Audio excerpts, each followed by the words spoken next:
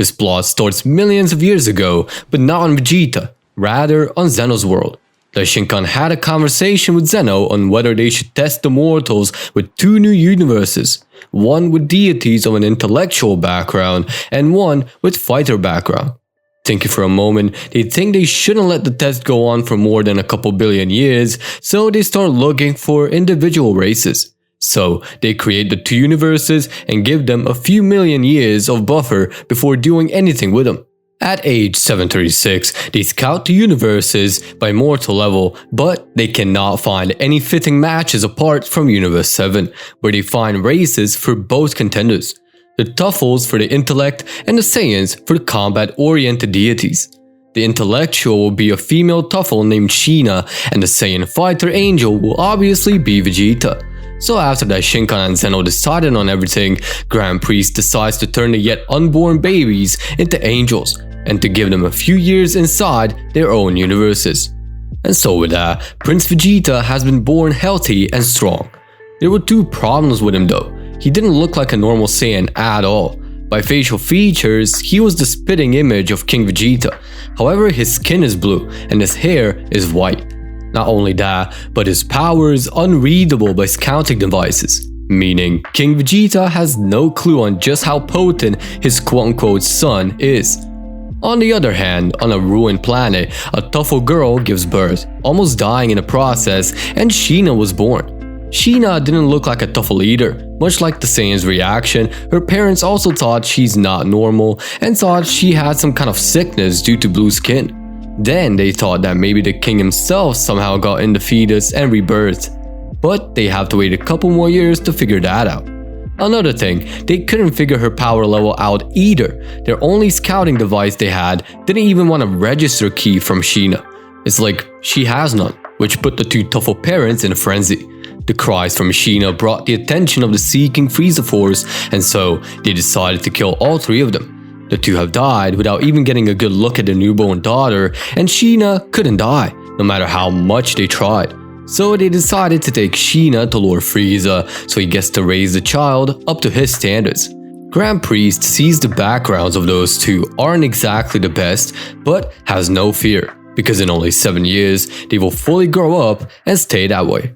Vegeta grew really fast and so did Sheena, and in a matter of a few months, they were already toddlers. Sheena and Vegeta met up then for the first time, since Vegeta had a similar case as her. And because of that, the two were partners in Planet Conkers for Frieza. He knew that they're kids and can easily be manipulated, but over time, the kids started developing some kind of intellect on both ends. Of course, Vegeta's was way weaker than Sheena's, but they managed to figure out that Frieza does everything to capture and enslave. That right there was their first taste of their angel intellect kicking in. One day, they decided to ditch the planet they were conquering to escape Frieza, however, they didn't know if they will be tracked. Vegeta started plotting and decided to just fly up in the air, and to both his and Sheena's surprise, he managed to create a travel barrier around him, much like Whis displays in the canon story. Sheena is amazed at that, but Vegeta doesn't come back down just fast. In outer space, Vegeta can withstand no air and the extreme cold. He notices he breathes just fine and only then comes back down, explaining the whole situation to Sheena. Sheena is perplexed at the knowledge and is kind of blaming herself for not thinking of that, but Vegeta skips the self-blame part of hers and just takes her along for the ride. Frieza didn't notice they're gone, but he indeed noticed that the planet hasn't been taken over and the backup forces have died out by the warriors on that planet. Deciding to beat some sense into them, he goes there on his own to teach them a lesson. After a few days, he starts searching for him while the Ginyu Force takes over the planet. The duo is nowhere to be found, so he decides to ask some captives of that planet for more information. They briefly explain that they just fled up and away from the planet and never came back down, to which Frieza kills them. Frieza is wondering on what kind of children are they, considering that neither of their races can survive in space like that, and decides to put a bounty on them just in case. 5 years have passed, no sign of Vegeta and Sheena. Goku was born and sent off to Earth by Bardock. King Vegeta is confused on his son's disappearance from a planet conquer, as he was the one that got a beating from Frieza instead. Beerus decided that the best course of action is to destroy the Saiyan race because he didn't get the pillow he requested, but rather the second best. So Frieza gets to work with the destruction process. With that, the Saiyan race has been destroyed, and Frieza keeps on with the reign and terror. Raditz and Nappa are stranded on some random planet, and conversation amongst them goes a bit different in canon, as they immediately start theorizing on whether Frieza would do such a thing or not, considering Raditz's father has had some weird thoughts about Frieza's arrival and accumulation of Saiyans in one place. And so, Raditz and Nappa decide to flee too, but they flee someplace else. Vegeta and Sheena are currently 6 years old and are having a good time together, being teenagers because of their fast growing and learning their powers. One power they learn to control is the travel technique Vegeta discovered to travel anywhere with extreme speed. Another one was discovered by Sheena, and that is the Angel Staff, which came in handy for both of them. They didn't know what to do with them though, apart from storing stuff in them, but it came in handy when they fought other people. However, everything changes one day. As they're chilling and having a bite on the planet they fled to, all of a sudden, they feel strange, like a strange presence is around them, and they're creeped out by it. Vegeta in his warrior fashion decides to go and seek around. He scouts for a few meters until both of them witness the appearance of a vortex right in front of them. Turns out, it's Daishinkan, and they now feel at peace, knowing it's someone familiar to them. Daishinkan looks at them and tells them to come with them. Vegeta and Sheena are weirded out, but they tag along. Over at Zeno's world, Daishinkan brings the two over to Zeno, and Zeno finally sees the fruits of their plan. Vegeta and Sheena know exactly who it is without even being told, and they bow down in respect, even referring to him in his full title, as the Grand Supreme Ruler Zeno. Zeno is impressed as much as a child can be, and Daishinkan smiles and tells the two to stand up, telling them they're gonna wait a bit longer for one more person. Daishinkan goes somewhere while Vegeta and Sheena take a look around. Daishinkan returns very fast with one more blue person. Daishinkan tells the new arrival to sit tight while he explains everything. Daishinkan began explaining how the two of them are actually their newest addition to the Angel world and an experiment of him and Zeno. The parents they once knew aren't their parents in that kind of way, but they took their parents' looks. Everything else is his doing. He then introduces Mirrors as a teacher of theirs that teach them about the angel world, and once they're ready, they will become full-fledged angels for the two new universes that Daishinkan and Zeno have created. Vegeta and Sheena now understand everything. They're not born with some super special power, they're the children of the Grand Priest himself.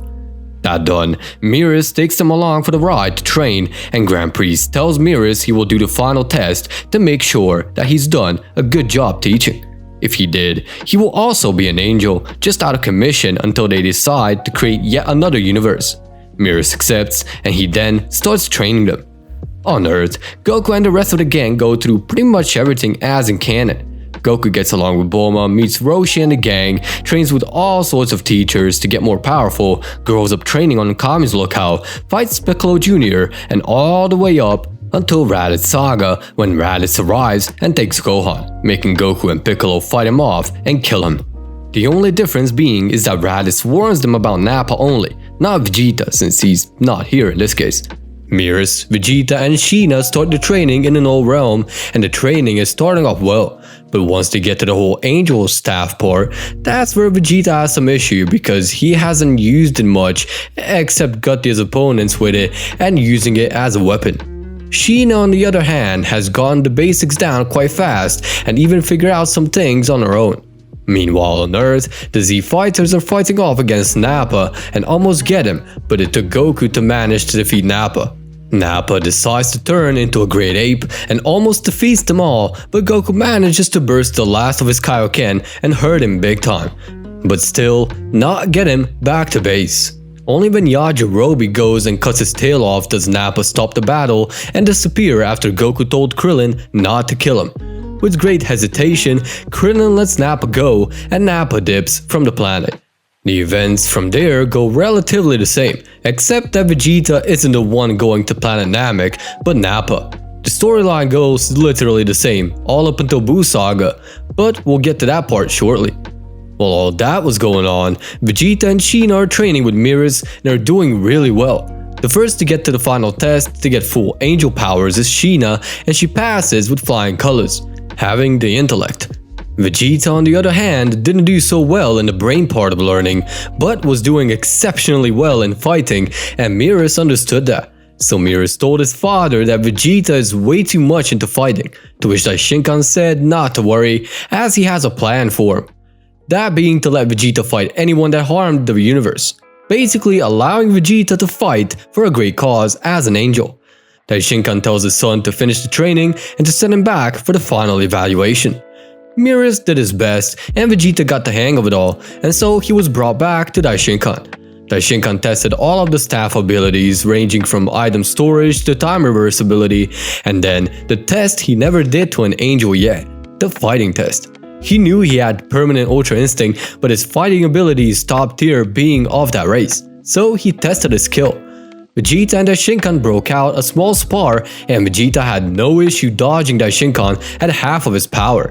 Vegeta is even taunting his father, asking if that's all he's got. Impressed, Daishinkan bumps his power up to 60%, then 70, 80 before eventually going full power almost, and Vegeta managed to have trouble, but his fighting skill and precise planning allowed him to be almost as strong as Daishinkan himself. However, Daishinkan managed to top him and stop the battle with one strong jab, bringing Vegeta down to the ground. Vegeta was in pain, but he stayed down, bowing and thanked Daishinkan for the opportunity. Grand Priest was pleased with the results he's gotten, and so he starts by gathering the other deities of the two universes he created with Zeno all those years ago. And so, the Supreme Kais, Destroyers, and all smaller deities have been chosen and trained. So now, Vegeta and Sheena now have their Destroyers to serve. One interesting fact though is the fact that Vegeta's Destroyer Survey is a Saiyan and Sheena's is a Tuffle. The process for all of that took just as long as the events on Earth. Going back to Earth, Babidi doesn't manage to transform anyone into a Majin. The suitable choice would be Nappa, but he was more of a bootlicker than evildoer, so his actions didn't have that much impact on his, especially considering the change he's gone through for it. Nappa still does the final atonement, everything goes as per canon. Vegeta doesn't exist, so in his place there is Napkarot. Backtracking to this bitch, yeah, that name sounds like something SJ9K would cook up. Setting that aside, Napkarot has a bitchier ego than Vegeta. However, they accomplish the same exact thing and they bring their families out. From here, everything goes normally. Beerus comes around, Nappa is triggered because he knows Beerus and Goku fight, etc, etc. It's mostly a big nothing, but only up until the Zeno Expo. Vegeta was called in to witness Universe 7 and Universe 9 fight it out.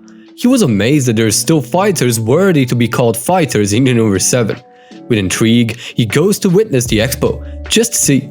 Over there, he sees two Saiyans. He also recognizes Majin Buu, which he was warned about by Frieza. This version is the good Buu. Vegeta and Sheena are allowed to go on their side since their universe is not going to participate due to their universes still being in the dark era and not too many mortals are alive in their universes yet. And since they originated from Universe 7, they can introduce themselves. Vegeta and Sheena are teleported to their pod and they meet. Goku takes a look at Vegeta, sees that he still has a tail, and asks if he's a Saiyan angel. Vegeta gets scared, then confirms that he indeed is. Goku gets all excited to see that a Saiyan can get to that level, but Vegeta grounds Goku by saying he was born different and that he's just an experiment by the Grand Priest and not to get confused with actually getting to that power. Vegeta does mention to Goku that he can get a portion of the power he has with a transformation though, called Ultra Instinct. Goku's eyes water and he gets all excited knowing that there's something beyond Super Saiyan Blue. Vegeta shakes his head and turns to the battle site, where Buu has been awoken to fight Basil. Vegeta observes the fight with the rest of the gang on the floating pod, and once Mr. Satan gets hit, Buu gets enraged. Vegeta sees that Buu is now good somehow and that he's fighting to protect the human that got hit. While the whole battle is going on, Gohan goes up to Vegeta and asks him how did a Saiyan become an angel. Vegeta quickly explains that he was born in the age 737 as an angel already by Daishinkan altering them in a womb, and he was part of the Frieza force before Sheena and him decided to escape. Then Daishinkan took them in and trained them, and now they're angels for universes 13 and 14, and that he's the angel of universe 13. Gohan is very intrigued and amazed at the fact that keeps looking at Vegeta. Gohan almost doesn't hear Vegeta asking him about how did they know Beerus and Whis.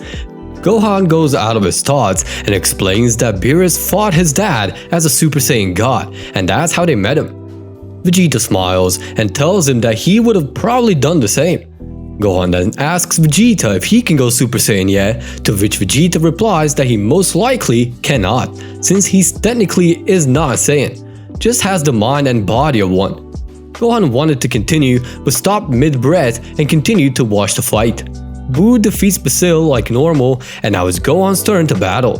Gohan tells Vegeta that he will now show Super Saiyan to him in this battle, so Vegeta gets intrigued. Gohan enters the fight and fights like normal, and so Vegeta witnesses Super Saiyan for the first time, as well as the Saiyan destroyer Ellery he's serving. Vegeta and Ellery look at each other and back at the fight multiple times as the fight progresses and everyone watches on. By the end of it, when Gohan recovers and goes back after a tie, Gohan goes to Vegeta and smiles, slightly bowing to him out of respect.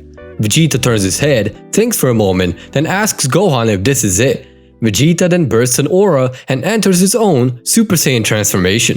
However, due to his angel nature, he attains Super Saiyan Rose instead, to which everyone looks on to see an angel transformation. Daishinkan watches on too and is at first weirded out, but then smiles and continues the tournament like nothing ever happened. Goku is now up and is going up against Bergamo. Vegeta, now transformed, figures the form out pretty quickly and stays in it, mastering it while Daishinkan was announcing the next fighters and Goku getting into the ring. Gohan is amazed that Vegeta was actually wrong and that he indeed is a Saiyan. With the heightened intellect of his angel heritage, he learned of this new power and mastered it in no time at all.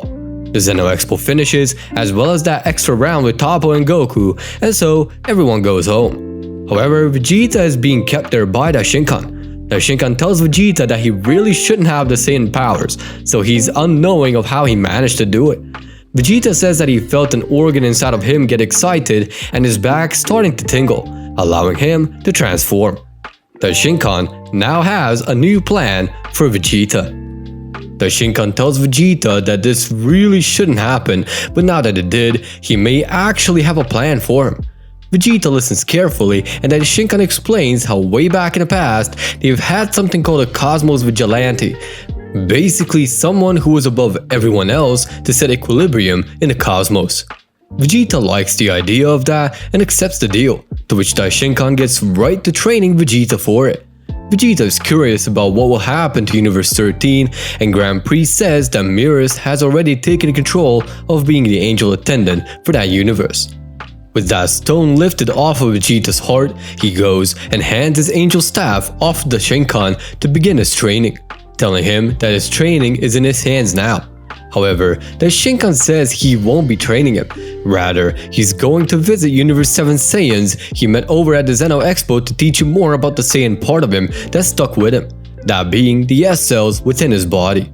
Vegeta is confused at first, but then puts the pots and pans together and realizes that this is a much better idea, and he goes along with it. Daishinkan gives Vegeta a brand new gi with his kanji on it to represent the Cosmos Vigilante, giving Vegeta the same colors as himself. Daishinkan then goes to transport his son to Universe 7, right on Earth where Goku, Gohan and Nappa are, and tells them the intentions of Vegeta's visit and what he needs them to do. Whis is quite surprised he's letting the mortals train the angel, but doesn't question his father on the matter. With all that said, Grand Priest leaves and Vegeta introduces himself to the gang. However, they tell him they don't have time to start training him just yet, because they need one last warrior for the Tournament of Power. Vegeta asks about a bunch of people, and one of those is Buu, but Nappa tells him that Buu fell asleep and that no one could wake him up. Goku then gets an idea to bring Frieza back for a day, to which Vegeta is the first to bitch that he was the one that destroyed the Saiyans, and even if they tried getting him out, Houdini himself couldn't get this bitch out. Goku then says he once got out for 24 hours back a few years and that he was allowed to go anywhere he wanted, confusing Vegeta.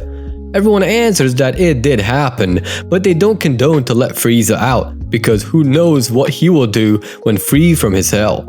In either case, Goku goes to appoint Frieza as fast as possible. Frieza is there like normal, and they then go to the Null Realm. In the Null Realm, the fighters start arriving as per usual. Gods go in the bleachers to watch on the fight, and Vegeta is among them, observing. The battle starts, and the events go relatively the same up until Goku activates the autonomous Ultra Instinct for the first time. Vegeta looks on in amazement, seeing that a mortal has actually achieved the power, and in the Tournament of Power of all places. While Beerus is grinning, he watches on carefully on the power of mortals and likes the display. He gets bummed when Goku loses control of Ultra Instinct and his power. Whis says that it's virtually impossible for that to happen again, but with Saiyans, he's not really sure. Vegeta says that he knows for a fact Goku will achieve it again, knowing the potential of the Saiyans. Beerus trusts Vegeta's confidence, but doesn't really believe it can happen. But, like a brick from the sky, it hits him when Goku unlocks Ultra Instinct yet again, to which Beerus is amazed at Vegeta's predicament, as well as Whis. Vegeta smirks and tells Beerus not to trust the odds, trust the ability.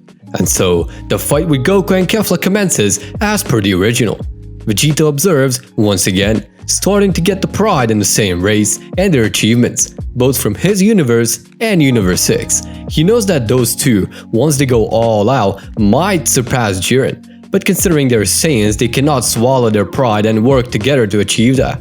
And so, Goku defeats Kefla in fashion. Vegeta tells Whis how the Saiyans aren't to be underestimated and that this tournament is gonna be won by Universe 7, pretty much predicting the outcome. That came around when Goku was thrown around like a pebble. Once Nappa gave his power along with the promise to Goku, Goku was beaten up again, and just as he was about to get thrown off the ring, he activated Ultra Instinct yet again. Vegeta now has a lot of confidence that his universe will win and gets even more confident when Goku reaches Mastered Ultra Instinct. However, all that bravado disappears when Goku's Mastered Ultra Instinct disappears too. He is now concerned on what's gonna happen since Goku is now pretty much completely worn out. It's at that point that Vegeta is overly stressed but gets a bit relieved when Goku comes back into the fight. With everyone stressing, it's only a matter of time of who will win. After what seems like forever, Goku and Frieza trust each other and bring Jiren out of the ring and out of the tournament along with them, leaving only Android 17 as a sole victor of the tournament. From here, the canon events evolve like usual. The only difference is that Goku and Nappa fight Broly while Vegeta is standing there and watching along. Going into Moro Saga, Goku and Vegeta start their training, and Goku asks Vegeta to teach him more about Ultra Instinct since he is an angel, and in return, he will teach Vegeta everything there is to know about the Saiyan transformations. They get relatively far, with Vegeta learning to transform into Super Saiyan Rose 2 and 3 effortlessly, but there is a new thing that comes up. Galactic Patrol comes in and asks for Goku and Nappa. They agree to go on, and so they enter the ship and go. Vegeta comes in as well just in case, as his power could be used to defeat the menace they fear so much about. They go pick up Boo too as well, since he's also crucial to the plot. When they all learn about Moro, Vegeta is the first to shoot questions and asking what is so special about the wizard. Jocko briefly explains how Moro has the ability to steal life force from anyone and anything and use it to his will. That gets Vegeta's Saiyan thrill of battle going, as well as Goku's and Nappa's. On Namek, Goku and Nappa go fight off against Moro while Vegeta is observing. But when the two got damaged and worn out, Vegeta decided to step in and fight. He lands one punch and gets instantly teleported to Zeno's world, where he is confronted by the Grand Priest.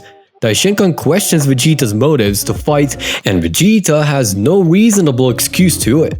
So Daishinkan decides to keep Vegeta over there, because he's not supposed to fight when other people are there that have potential to defeat the Metas at the time, and especially when he's training with the Saiyans at the time. So for that, Vegeta has to patiently wait until it's over. The canon events evolve mostly the same. The only difference is that Beerus doesn't exist, so he doesn't die fighting off Moro. Vegeta comes in there just because of Grand Priest's concern that they won't be able to defeat Moro due to his new power. So Vegeta goes there and is instructed to not interfere until he's absolutely sure they cannot do anything anymore. Vegeta watches on and sees the struggle is real and decides not to fight, but just fend off. What he doesn't know is that Moro absorbed Vegeta's angel abilities and is now using them, meaning that what Moro would take from Beerus, he managed to take from Vegeta himself. Vegeta is very disappointed in himself for not figuring out why all of them use mostly range attacks. Moro, however, gets unstable and starts growing in on a planet and everything else. Goku now comes to a moment of grief, getting the power he needs for a giant projection of his power, and with that, he manages to end Moro much like in canon, with Vegeta staying there and aiding with whatever needs to be helped with. When Moro now dealt with and gone, Goku, Vegeta, Nappa, Buu, and the rest of the gang go back to Earth. They are rewarded for their efforts, and Buu goes back to being Buu. With Goku and Vegeta now alone to talk, they continue with the possibility of getting Vegeta to Super Saiyan God and Blue.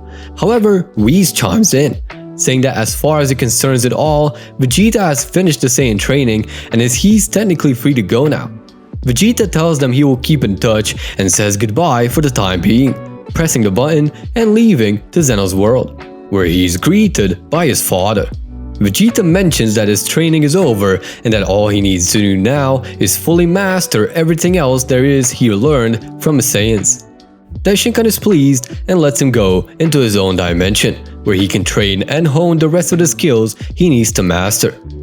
In Zeno's world, Vegeta is training to gain full control of his power. Because he's using it as a power-up, he's now way more powerful than Daishinkan. Considering that way before he managed to almost go toe-to-toe with him, now he's essentially surpassed him big time.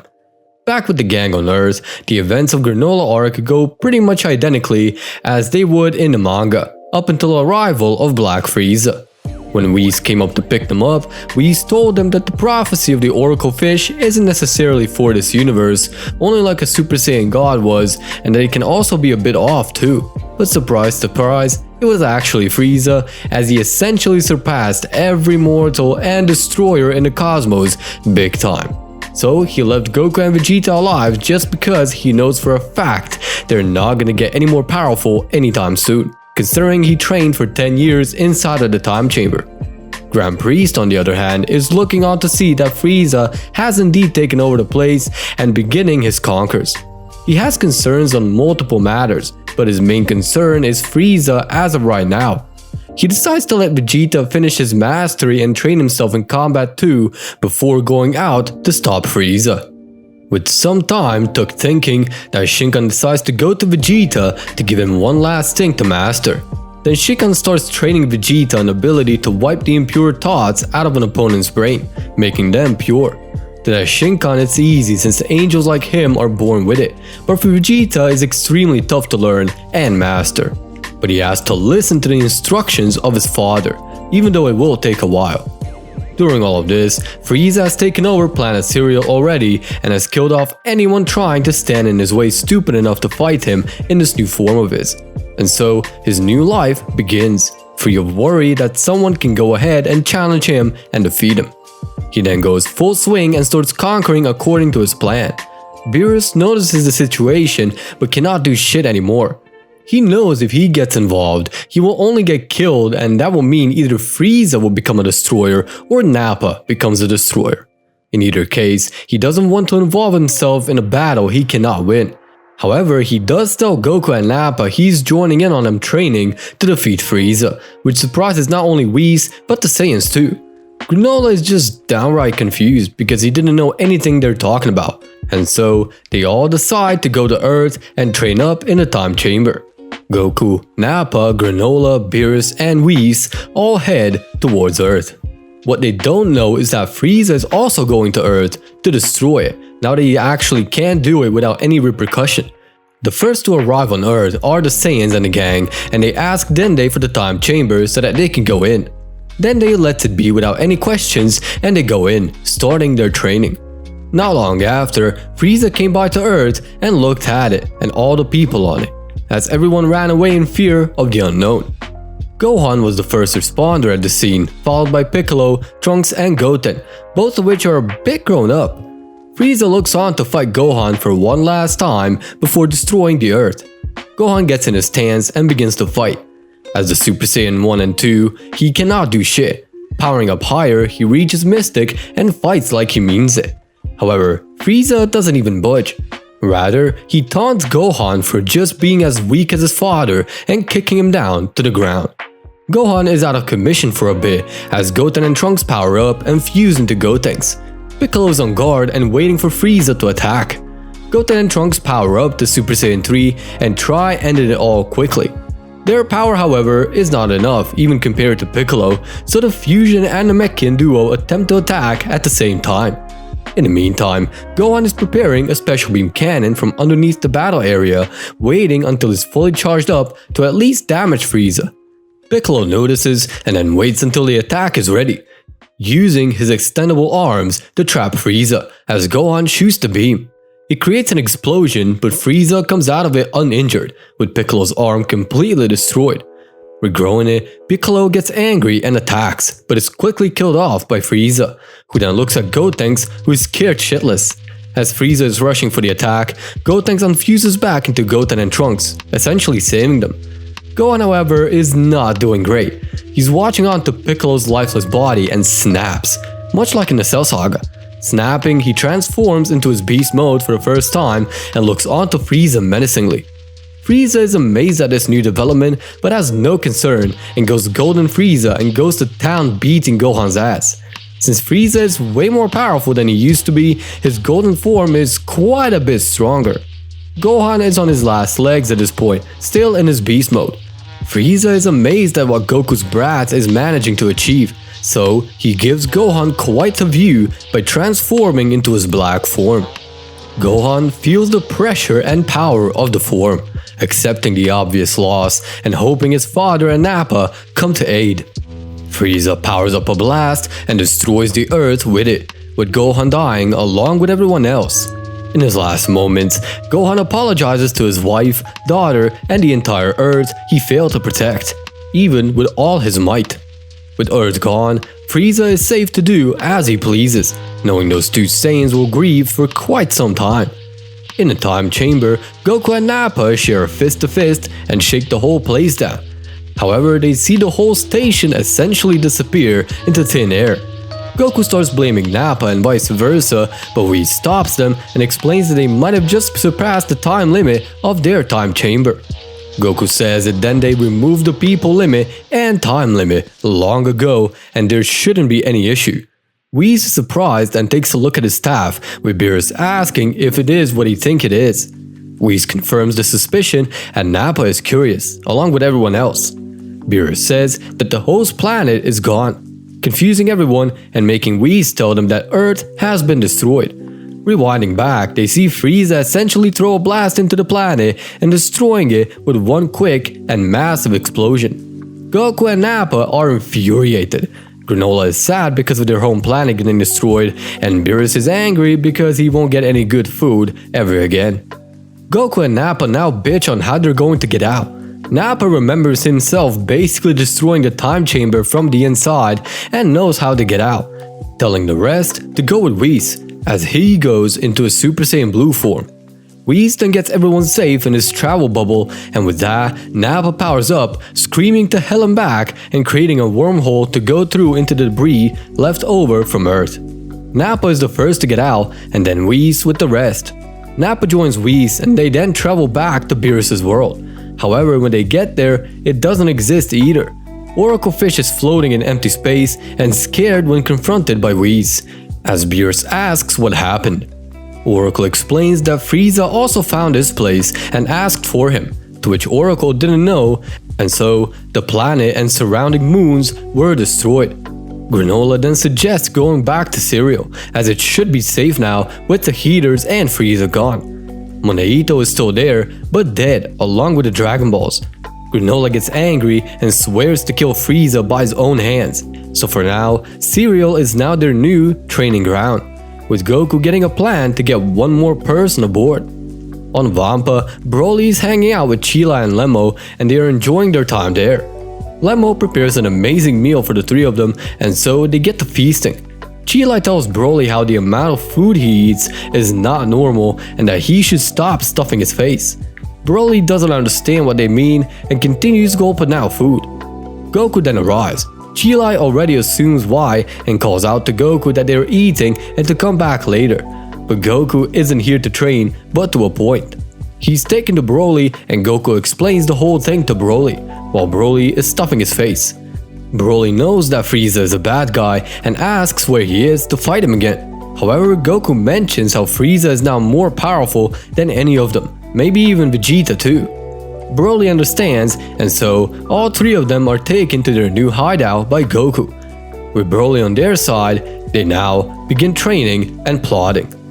They decide to first contact Vegeta, but Whis says that Vegeta can't help even if he was there. Going back to the last time he tried, he can only appear if the situation has gone out of hand and has gone further into the whole cosmos. Knowing Frieza, it is very possible for him to expand his empire to outside. Whis says they gotta wait first in order to come up with a good conclusion, but until then, they train in the time chamber yet again. This time, the one they can actually exit, so they get right to it. Meanwhile, Vegeta stopped mid-training by the Grand Priest. He tells Vegeta is concerned about Frieza again and says that Frieza indeed is doing everything he can to prevail as the unstoppable force in the universe. Vegeta thinks the same, knowing Frieza's nature, and decides to watch on from afar. Vegeta gets permission from his father to go ahead and spectate, but not to engage just yet. Vegeta agrees to the terms and goes for it. First thing Vegeta does is sends Goku and Nappa. He senses them on cereal and slides by to check in on them. Vegeta sees that they're in a time chamber, but doesn't know the legality of him going in there to greet them. He bites the bullet and goes for it. Entering the time chamber there, he greets Whis and Beerus, before turning his attention to the Saiyans and Granola. Goku asks if he's there to take Frieza down, and Vegeta replies that he can only wish. Relieved, Goku says that he wouldn't pass up a challenge such as like that he's been through the same thing once already. Might as well repeat it.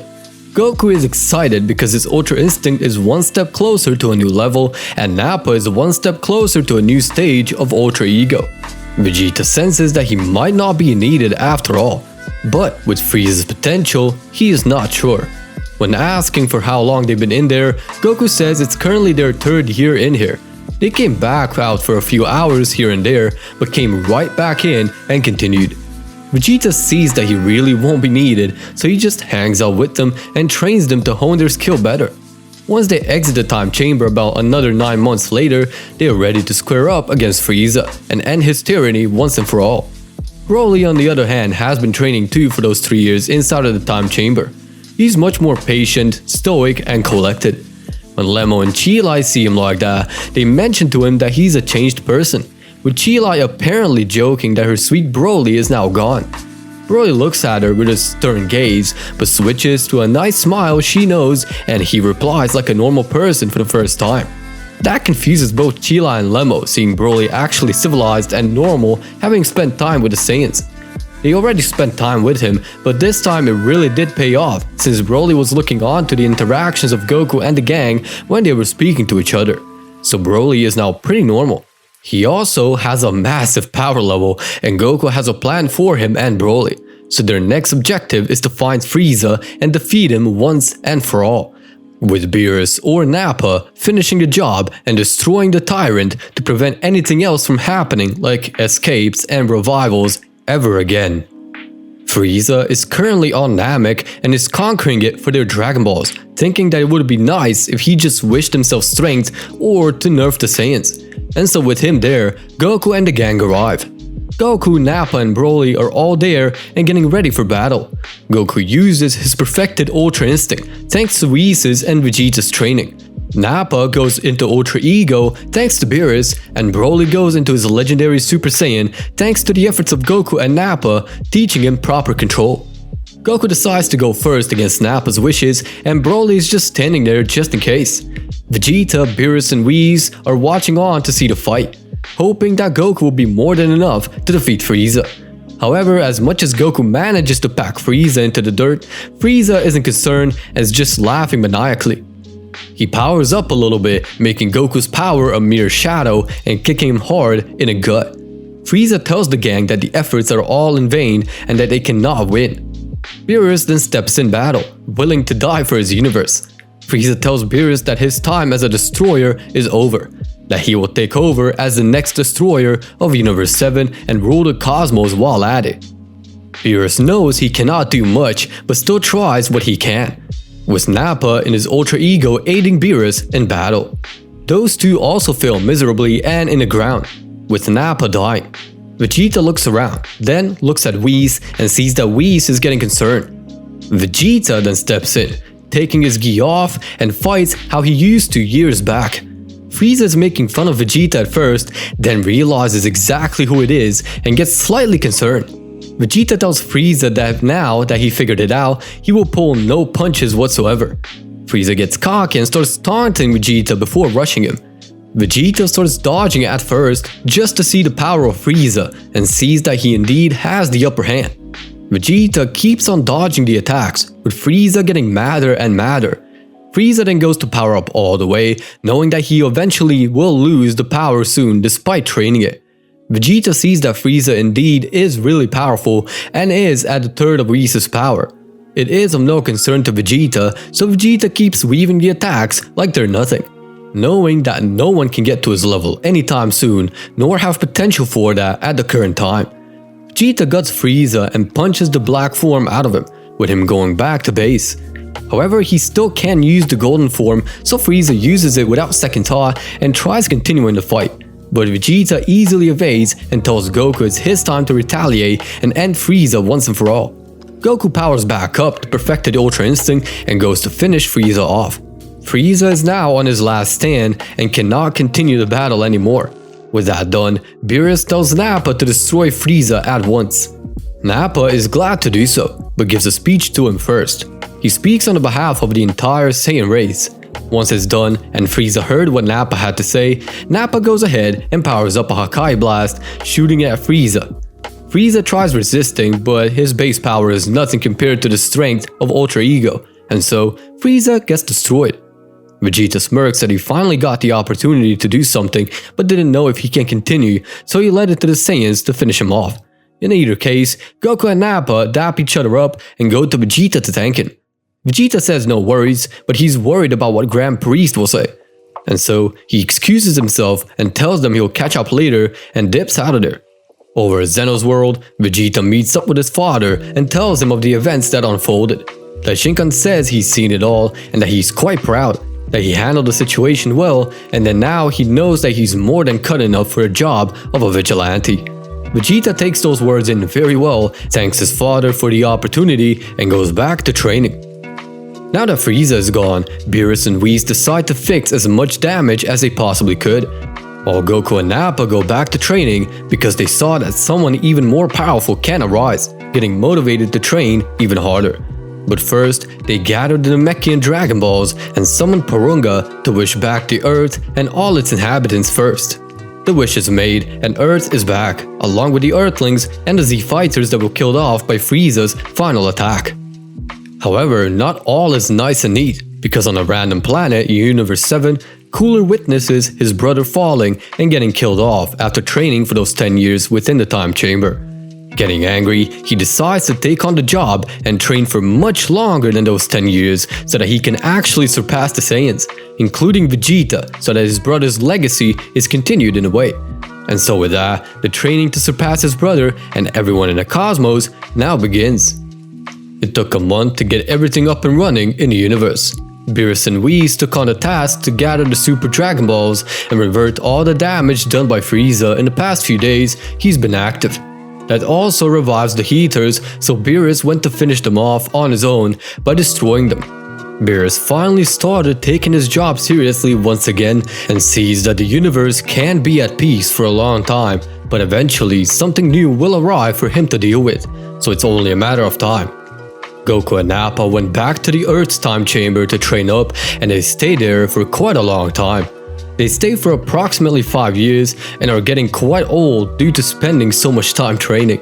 At this point, Goku is already 60 and Nappa is closing into his 70s, which by now he started growing gray and gaining age due to the rapid aging of the Saiyans. All that happens in less than 2 months, but the job is not done. They continue training outside of the time chamber and getting more powerful, honing their skills. Nappa has gotten perfected Ultra Ego, which is basically full control of the form and mastery of the Hakai. Goku, on the other hand, has gotten past the perfected Ultra Instinct and has mastered it to the point of being in it constantly, much like the angels are. Nappa doesn't know exactly how to train his Ultra Ego that way, so he's currently on a standstill on that for now. It's been 3 more months after that, and everything went to peace once again. However, that is all bound to change quite soon. In the meantime, a portal opened over on Beerus' world, and a weird, bearded Vegeta lookalike came out of it, confused to see no one there. The portal closes, and the unnamed person then goes into a red-colored haired form and goes to explore the cosmos he's currently in. Meanwhile, the actual threat has just exited the time chamber of his own, and Cooler came out after training for almost 150 years all by himself. His entire motivation being to surpass the entire cosmos and be the next ruler of all 12 universes. His power is extremely massive and is comparable to that of the angels easily. His body has been visibly changed to withstand all that power, and he too has the black form, much like Frieza did. But he actually mastered it and is able to stay in it indefinitely for as long as he wants. With that, he goes and starts his plan he was devising all that time in the time chamber. Goku and Nappa feel the key from all the way at the other end of the universe and are wondering on who it is. They know it's someone on Whis' level and higher, but they cannot put together on who it might be. The power resembles someone that is of Frieza's race, and scared, they decide to investigate, and so instant transmissioning there, they meet up with Cooler, brother of Lord Frieza. Cooler smirks and asks of Goku and Nappa to fight him. Goku and Nappa are more than thrilled to fight him, considering Goku is now angel level and Nappa is right behind him basically. However, Vegeta arrives using his angel travel in a hurry and sees that the duo is already there and all ready for battle. Vegeta then steps back, calming himself down, but starts overthinking about Cooler's true power and ability. Goku and Cooler start their battle, and it's clear the two are going at it with all the might of their current forms. However, Cooler is only in his golden form, and is going toe-to-toe with Goku at both of them in full power. Cooler smirks and starts packing Goku around, while Goku barely evades some of the attacks, getting hit with some too. Cooler's plan is currently in full motion and working out perfectly. He then tells Goku to go all out, because he's not done yet with him and has more power within him. Goku is confused, but does so and powers up to an improved version of perfected Ultra Instinct, which is the closest to an angel power. Vegeta sees that Goku indeed has improved his powers and is on par with the angels. This power grants him a bit more of a boost. He goes from being a third of Whis' full power to half, which isn't a lot, but he has a trick up his sleeves, and that trick is Kaioken times 20. He stacks Kaioken on top and greatly surpasses the Grand Priest. Vegeta is actually amazed that Goku has gotten to that point and is really proud of Goku and the Saiyan race for truly having no bounds. However, nothing to what he's packing. Cooler is quite astonished at the form and congratulates Goku on the ascension, transforming into Black Cooler right after, skyrocketing his power way more than Goku's Kaioken. Vegeta now has his fears justified and fears not even he can take Cooler down. In that moment, the bearded guy enters the battle site and stands right next to Vegeta. Vegeta asks about him and what his intentions are, not being able to sense the energy off of the new guy. That guy is no other than Michael and presents himself like that, stating that he's here for good and turns over to watch the battle for now. Goku is now in a pinch, not knowing if his power is going to hold up for long, or if he'll even be able to be on par with Cooler at this point. Taking the risk, Goku goes Kaioken times 30 and with great strain does burst attacks on Cooler, which do absolutely nothing. Cooler then chops Goku's head off in an instant and kills him off, with Nappa following the same fate soon after. Vegeta is now left with Michael, and Cooler decides that Vegeta is going next.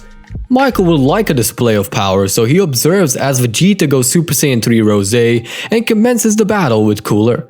The two powers clash with one another as they're both on the same level of power, and no one knows who will win or lose.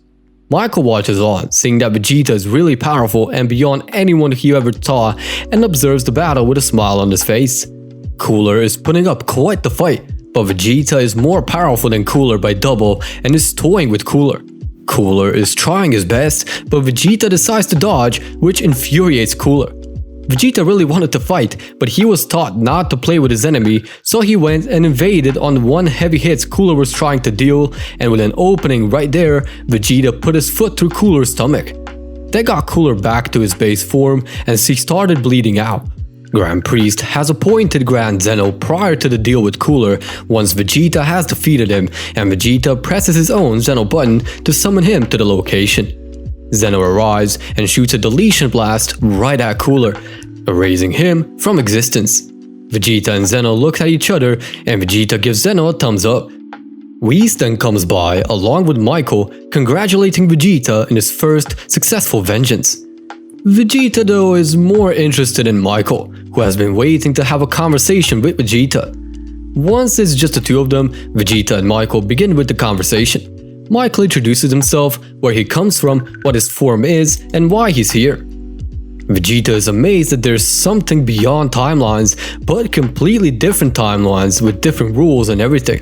Michael is amazed at Angel Vegeta too, and tells him he's here to appoint him for a tournament of Vegetas. After telling Vegeta everything about it, Vegeta agrees. We're done with the series. Thank you for tuning in. While you wait for the next part, join the T23 Discord server with the vanity URL down in the description. Thank you for watching, and with that, peace out.